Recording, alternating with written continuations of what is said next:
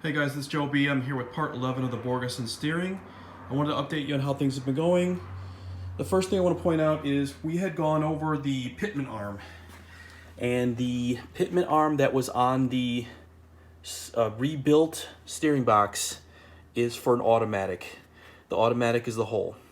So I had to go to NPD and order a manual. The difference is the manual does not have a hole here. It's got a fixed nut that's inside. It comes with a castle nut.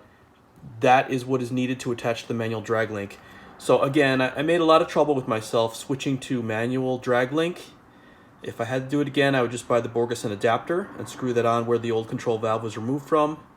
But in this case, I'm going down the rabbit hole and I've got a manual Pittman arm now on there. It is on. I've got it torqued up, I think, to about 80 or 90 pounds. I'd like to get a little bit more, but I'll do that once I get it to a shop for an alignment or up on a rack or something. The other thing I wanted to point out was I had an issue with the pump. Let's use the light. From the pump that came with the Borgeson, I've got the pressure line here. I've got the return line here. And the stud that came out for the return line, it basically touched the head. I'm going to put the light so you can see it. So what I had to do is I used I took a little piece of like a cloth, like a pillowcase. I measured it and I stuffed it in there just down far enough to where after I cut it, I'd be able to pull it out with tweezers and a pin, if that makes any sense. That was to stop the shavings from going in when I cut it with the wire wheel. I measured down and then I cut it with the wire wheel. As you can see from the bend in the hose, that's about as far as I could get it. And I cut that thing off and I just used the return line on there. It's not pressurized, it's not a pressurized return line, so I didn't have to worry too much about it. But I've got the nice clamp on there and it held when I ran it.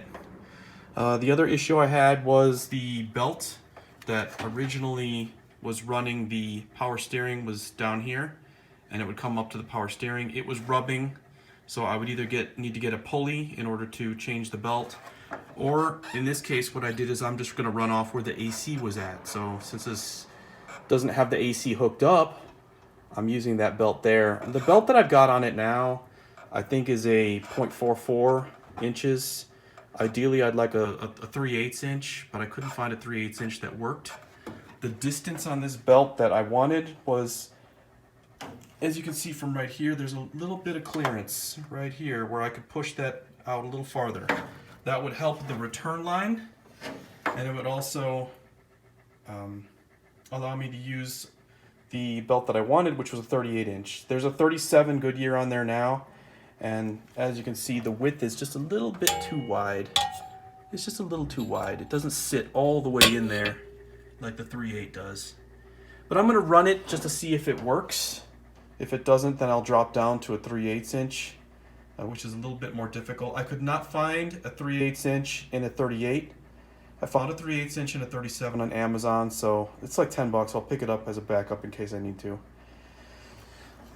So the other problem that I had, and I think we had mentioned this in a previous video, is you see the studs down there on the rag joint?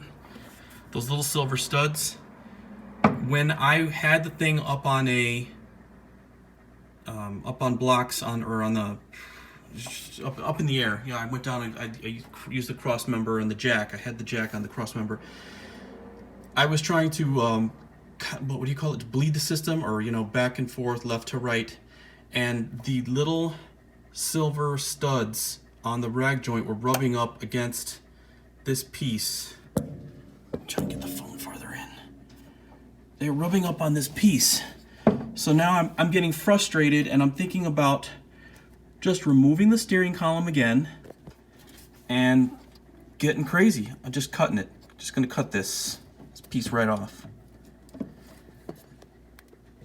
It's this piece right here that's giving me a problem.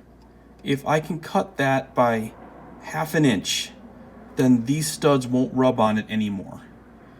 But right now, when I turn the wheel, the studs are rubbing, and it's actually putting pressure. It causes the steering wheel to move up a couple millimeters while you're steering. It's bad. It's not correct.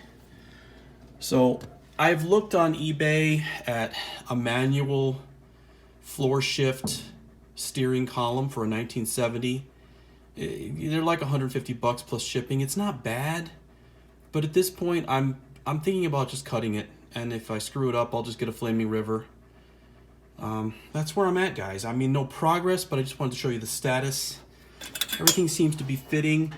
I can start it and run it. I could drive it like this, but not for any length of time because of the issue with the studs on the steering column.